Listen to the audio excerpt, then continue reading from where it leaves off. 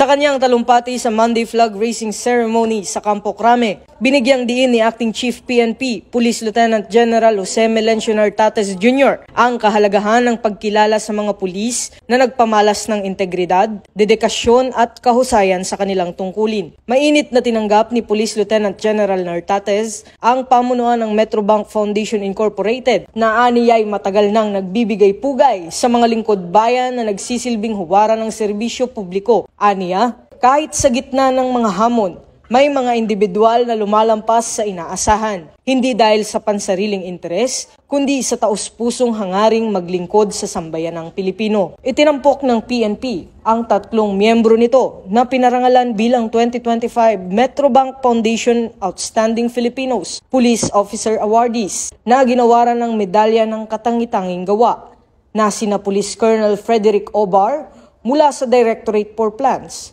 Police Major Elmira Relox mula sa Police Regional Office Bangsamoro Autonomous Region at Police Master Sergeant Ivan Velasco mula sa Police Security and Protection Group. Ayon kay Police Lieutenant General Nartates, ang tagumpay ng 3 awardees ay patunay na sa anumang ranggo, bawat miyembro ng PNP ay may kakayahang mag-iwan ng positibong pagbabago sa lipunan mula sa mga nasa liderato hanggang sa mga nagsisilbi sa komunidad. Pinapaalalahanan din niya ang hanay ng kapulisan na ang tunay na kahusayan ay hindi nasusukat sa parangal, kundi sa araw-araw na pagtupad ng tungkulin mula sa investigasyon, pagpapatrolya, hanggang sa maliliit na gawaing may malasakit sa kapwa.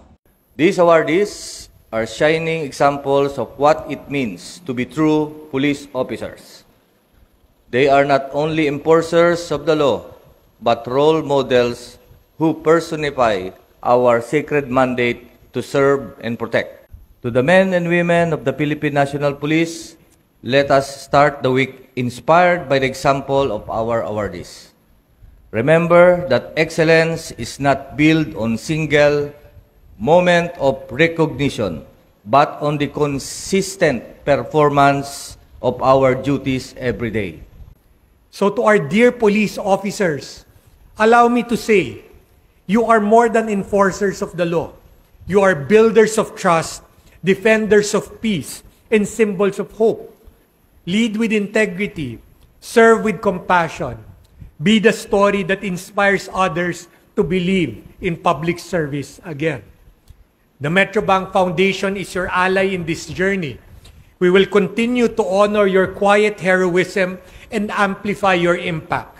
We remain committed to searching for those who serve beyond excellence because your story is the story of a better Philippines. On behalf of Metrobank Foundation and our program and institutional partners, let me extend our gratitude and appreciation to the Philippine Police, National Police, under the helm of Police Lieutenant General Jose Melencio Nartates Jr.